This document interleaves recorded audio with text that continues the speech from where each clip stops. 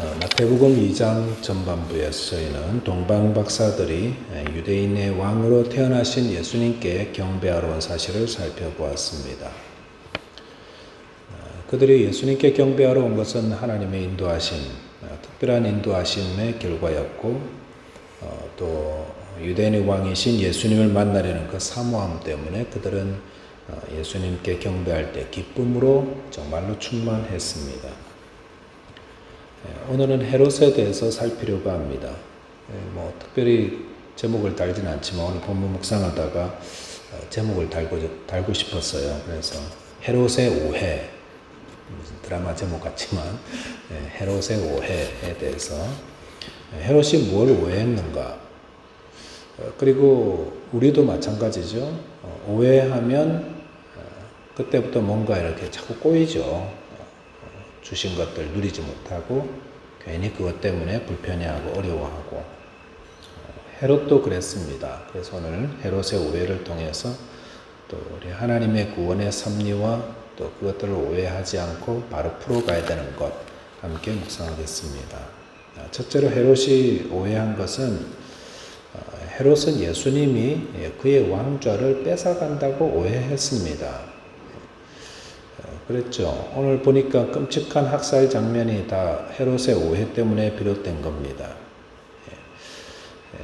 헤롯 왕이 동방 박사들을 통해서 유대인의 왕이신 아기가 태어났다는 사실을 알게 되었습니다. 그랬을 때 그의 마음에 제일 먼저 떠올랐던 것은 아마도 미래의 경쟁자를 싹이 다 자라기 전에 잘라버려야겠다라는 그런 마음이었던 것 같습니다.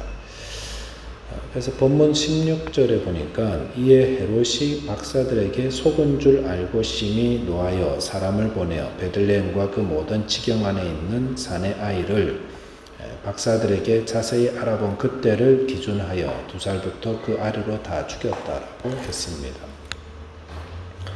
어제 본문에 의하면 헤롯은 예루살렘을 찾아온 동방 박사들에게 유대인의 왕으로 난 아기를 찾으면 자기에게도 좀 알려달라고 그렇게 부탁했습니다. 그 이유는 동방 박사들처럼 찾아가 경배한다는 게 아니라 아기를 죽이기 위함이었습니다.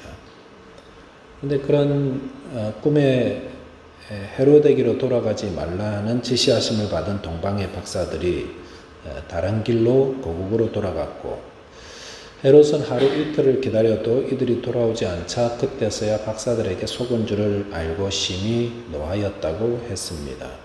그리고 박사들에게 들은 그때 별이 언제쯤 나타났습니까? 이제 그게 아기가 태어난 날이니까, 그래서 대충 한 1년 정도 잡고 여행하는 기간이 굉장히 몇 개월이 걸렸으니까 거기다가 좀 더 안전하게 하기 위해서 또 1년을 더 보태어서 2살 아래의 남자아이들, 베들레헴이니까 베들레헴과 베들레헴 인근 지역의 아이들을, 남자아이들 다 죽이면 되겠다, 이렇게 계산이 했던 것 같습니다. 정말 끔찍한 일이죠. 아기들을 막 이렇게 학살했다는 게. 왜 이런 일이 있었는가 보니까 헤롯의 오해로부터 비롯되었다는 겁니다. 헤롯이 뭘 오해했는가? 유대인의 왕이신 아기 예수가 태어나면 자기가 지금 유대 지방을 다스리는 왕인데 자기의 왕좌를 뺏어가겠구나, 그렇게 오해했던 것입니다. 그러니까 누가 내 것을 빼앗는다고 하는데 가만히 있을 사람이 없죠. 특별히 헤롯 왕은 얼마나 자기 왕좌에 대한 그 집착이 강했는지, 나중에 자기 아내도 죽이죠. 그 다음에 자기 아들들도 자기 왕좌를 빼앗다고 생각하니까 아들 3명도 죽이고요. 이런 사람이었습니다. 그러니까 이런 전후사정도 모르는 동방의 박사들이 와가지고 유대인의 왕으로 날짜가 어디 있습니까? 이렇게 물었으니까 헤롯이 그렇게 한다는 건 너무 뻔한 일이었습니다. 그런데 예수님이 헤롯의 왕좌를 빼앗으러 온 건 아니었습니다. 예수님이 헤롯에게 원했던 것은 그의 왕좌가 아니라 그의 마음의 왕자죠. 마음의 왕좌. 주님께서 우리에게 원하는 것이 근데 우리에게 그 주님을 믿으면서 좀 오해를 하는 분들이 계신 것 같아요. 내가 예수님 믿으면 내가 지금 누리고 있는 거 다 빼앗아 가겠지. 그렇지 않죠. 그건 나중에 어떤 계기가 있어서 자기가 주님 앞에 자발적으로 드리고 그러는 건 모르지만 주님이 오셔서 제일 우리에게 원하는 것은 우리의 마음입니다. 우리의 마음의 왕좌에 내가 그동안 늘 앉아 있었는데 주님이 그 왕좌의 중간에 앉게 하시고 또 주님이 나의 마음의 주인이 되어 주시고 주님이 원하는 건 그겁니다. 사람들이 예수 믿으면 이렇게 된다, 저렇게 된다, 가만히 왜 그런 말들을 할까?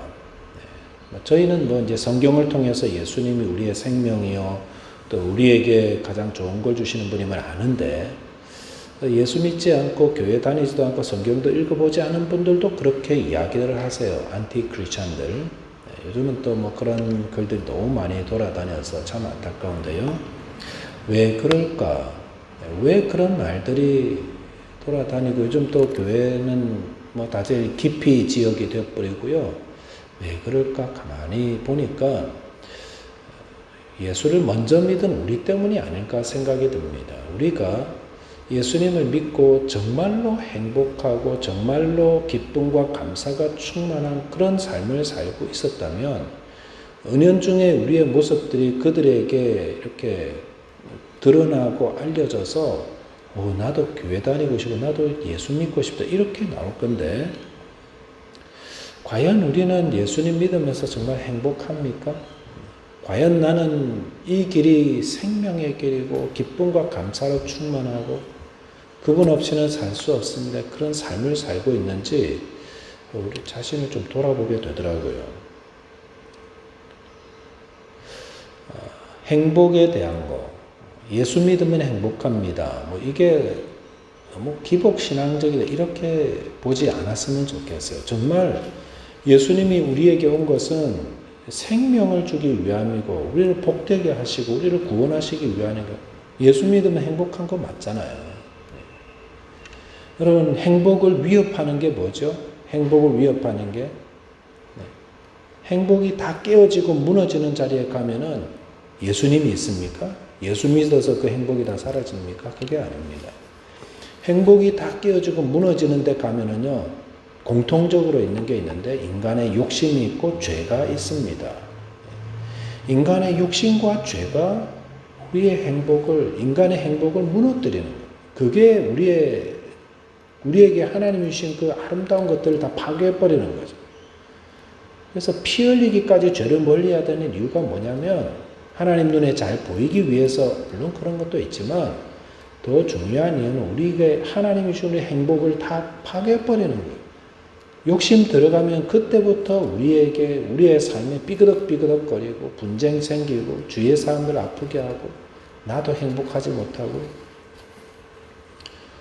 그러면 그 죄 문제를 어떻게 하겠습니까? 죄 안 진 사람 없는데 죄 문제를 해결하실 분을 도움을 구해야죠. 그분이 바로 죄 없으신 우리의 구원자이신 예수님 아닙니까? 그러니까 예수님이 우리에게 오셔서 우리의 죄 문제를 해결해 주시니까 거기 행복이 있다는 거예요. 참 행복은 예수님을 내 마음에 모시고 또 예수님으로 인해서 죄 사함을 얻고 하나님의 은혜로 살아가는 거기에 있습니다. 저와 여러분들께서 먼저 예수를 믿은 자로서 마음에 예수님을 모시고 또 예수님으로 인해서 주시는 그 죄사함과 행복을 누리며 하나님께는 영광이요 또 아직도 주님을 모르는 자들에게 좋은 전도인들이 되시고 또 하나님의 나라를 이끌어가게 되시기를 바라겠습니다. 두 번째는 헤롯이 오해했던 것 그것은 예수님의 왕되심을 막을 수 있다고 오해했습니다. 헤롯이 자기가 가진 군대와 자기가 가진 의지를 가지고 또 베들레헴 인근 지역의 아이들을 딱 죽여버리면 예수님의 왕되심을 막을 수 있다고 잘못 생각했습니다. 근데 그게 가능한가요? 하나님께서 헤롯 왕이 사람들 군대를 보내기 전에 먼저 그의 생각과 계획들을 미리 다 아시고 또 요셉에게 나타나서 아기와 아기의 어머니를 데리고 애국으로 피하라고 헤로드 왕이 아기를 죽이려 한다는 사실을 미리 알려주셔서 헤로드 왕의 시도들은 다 물거품으로 숲으로 돌아가고 말았습니다. 하나님이 언제 헤롯의 그 의도를 알았겠습니까? 박사들이 헤롯과 이야기할 때 헤롯이 약간 허점을 보여서 그랬나요?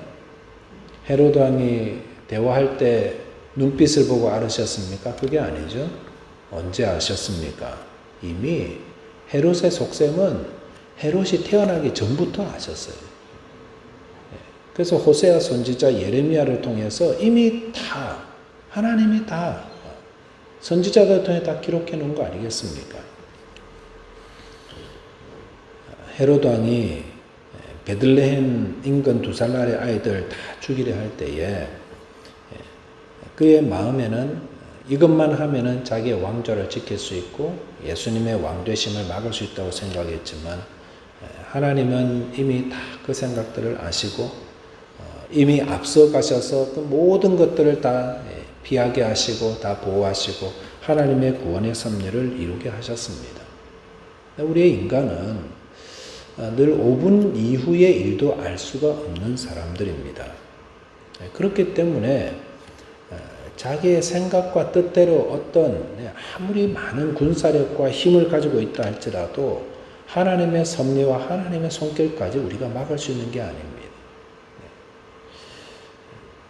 우리가 이것을 알면 참 평안합니다. 우리가 섬기는 하나님께서 5분 이후의 일을 모르시는 분이라면 참 불안할 건데 하나님은 뭐 5분 후의 일이 뭡니까? 이미 수백 년 후에 일어날 그런 일들까지도 태어나지도 않고 일어나지도 않은 일들까지도 다 알고 계시고 또 그걸 선지자를 통해서 다 기록해 하시고 또 당면했을 때 요셉에게 나타나서 미리 다 지시해 주시고 인도해 주시고 우리가 믿는 하나님이 그런 하나님입니다. 그러니까 우리가 이 하나님에 대한 믿음이 있고 그분을 신뢰하게 될 때에 담대하게 되는 것입니다. 그 믿음 가지는 것이 참 복 중의 복입니다. 내가 믿는 하나님이 이런 하나님이시구나 라는 사실이 믿어지면서 오늘의 상황과 연결이 되고 또 그 문제 앞에서 하나님을 의지하게 될 때에 정말 담대함을 얻게 됩니다. 성경에 나오는 다윗을 보십시오. 다윗이 말년에 아들 압살롬에게 쫓길 때의 상황은 정말로 처참했습니다. 왜냐하면 압살롬이 얼마나 작전을 잘 짜놨는지 이스라엘 백성들의 마음을 다 빼앗아 버렸습니다. 다 그래 다윗은 이제 물러갈 때가 됐지 압살롬이 왕이 돼야 돼. 다 그 마음이에요. 그냥 하는 말이 아니라 압살롬이 1대1로 다 마음들을 다 빼앗아 버려요. 친구가 다 되어버려요. 그래서 온 이스라엘 백성들의 마음이 압살롬에게 다 넘어갔을 때에 이제 다윗은 나이도 들고요. 힘도 없고요. 지지하는 사람도 없습니다. 그러니까 압살롬이 왕이 됐다는 소식이 들리자마자 예루살렘 궁에서 다윗이 허겁지겁 도망가면서 상황이 그러니까 도망갔지만 다윗의 마음에는 뭐가 있었냐면 나의 삶을 인도하시는 하나님은 전능한 하나님은 그 어떤 많은 군대보다 더 큰 하나님이요 나를 인도하시는 그 믿음이 있었습니다.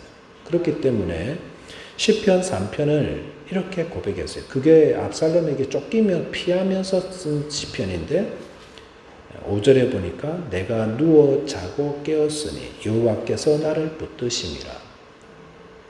하나님이 나를 붙들고 있으니까 세상 다 나에게 등 돌리고 나에게 위협하고 내가 이제 뭐 사망의 골짜기로 던져진다 할지라도 하나님만 날 붙들고 있으면 돼요. 그래서 그 다음 구절 보니까 6절에 천만인이 나를 애워싸 친다 하여도 나는 두려워하지 아니하리로다. 제정신이 아닌 것 같죠? 그러나 하나님만 계시면 돼요. 하나님.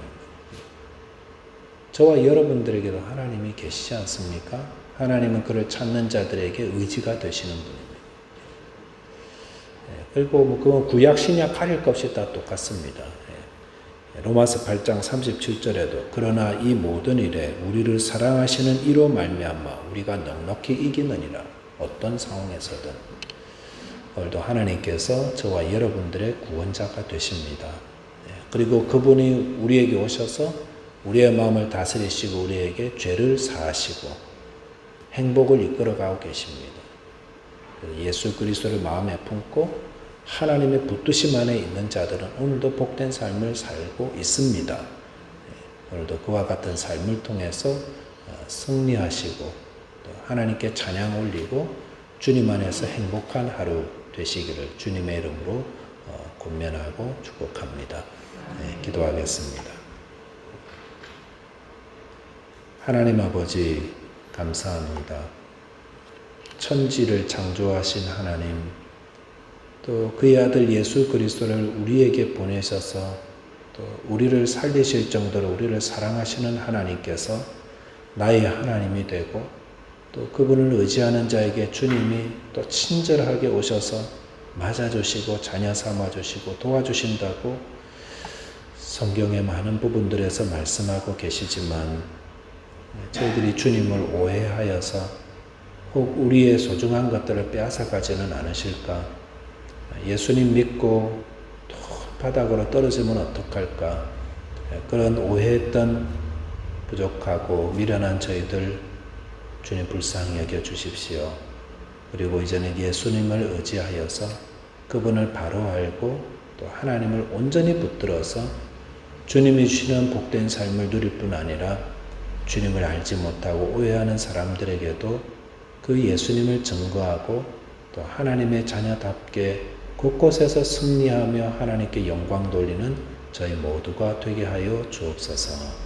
함께 하시고 힘주시고 도와주시는 하나님 감사하며 예수 그리스도 이름으로 기도하옵나이다.